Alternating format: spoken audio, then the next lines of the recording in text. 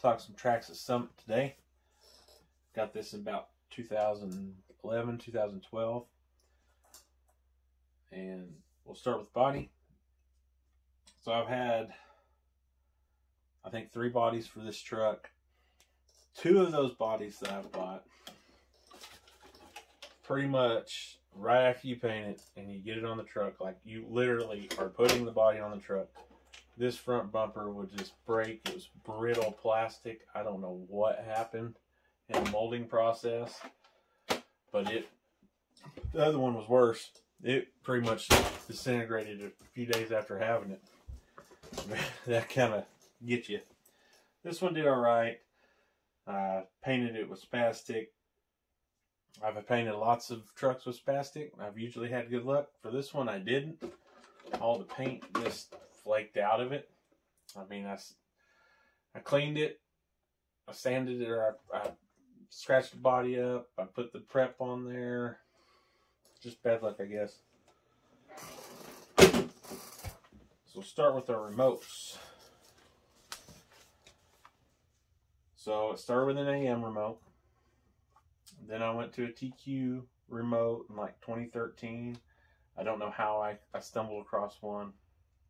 After I did that, where you could shift the front or the rear, the front or rear, I can't remember. You shift one and then the other one. That stopped working. And I went back to the AM. Still wouldn't work. Don't know what happened. Don't know why I did that. So now when you shift it, they both lock in at the same time. Went from that remote to the TQ before this one, and I got the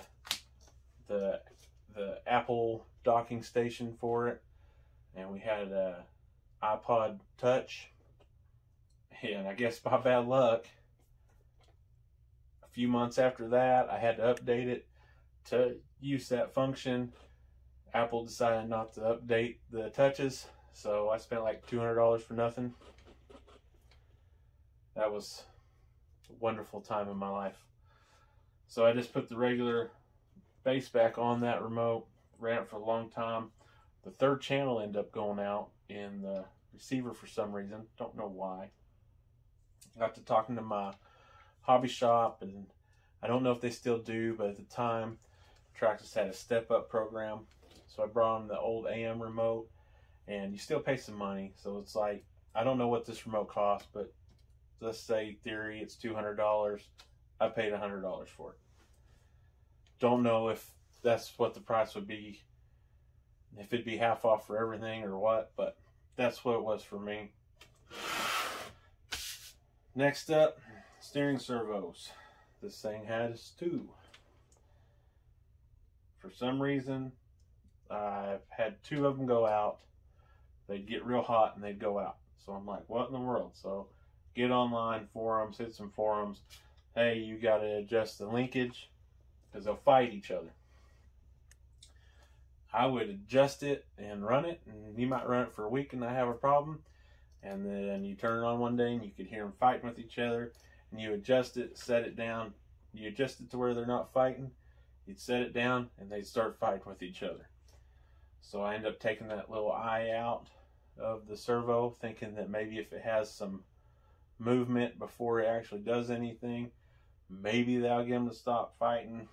No. I went through 3 or 4 of them, constant adjusting it while you're driving it, in between batteries, just major drama. So switched to the single. It was a high voltage, high torque. I never put a BEC on it to do the 8 volts, but it turns the tires about as good as stock did, which stock wasn't great anyway.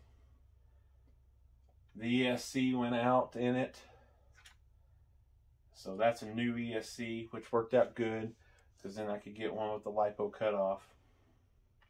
2nd or 3rd motor. The shift servos have all been changed.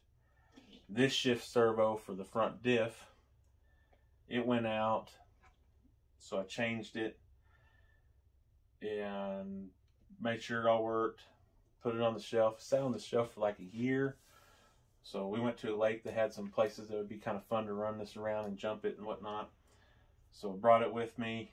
I'm driving it around, and it's like it won't turn. So I figured out that sitting on the shelf, this servo somehow stopped working. My bad luck, I guess. I don't know.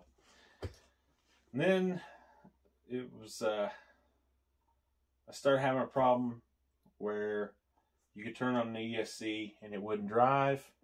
You could do that a few times, unplug the batteries, plug them back in, turn it on, and do that 3 or 4 times, and then it would only drive forward. It wouldn't drive in reverse. Sometimes it would drive in reverse, but most of the time it would only drive forward. I thought it was the 50-50, 70-30 thing. Got a hold of Traxxas tech support. Talked to them one day. And they said that the ESC was probably out. Like, well, I'm not spending big money on another ESC. And it kind of worked out. There was a guy in the group, in our local group, that they were going to do something where he could use a Summit. So I explained to him what had happened to it. And we traded. We traded for a boat.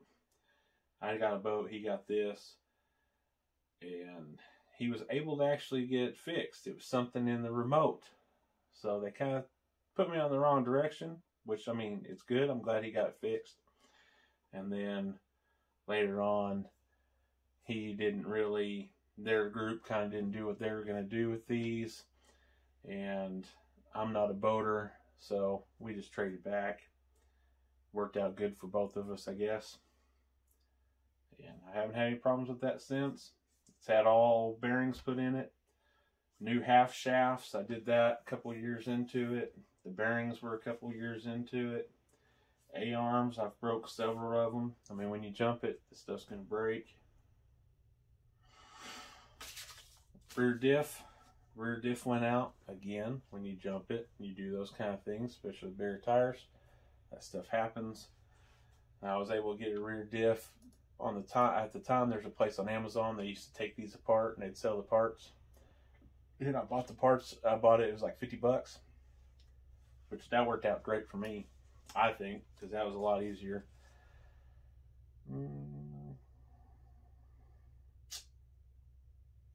That's pretty much everything that's gone on with it these last few years. After 2015, I'd say this thing's pretty much done a lot of sitting on the shelf. It's not that at the time I hated it. I hated this thing because of all the problems I had with it. I hated it. I hated Traxxas. I was like, I'll never own one again.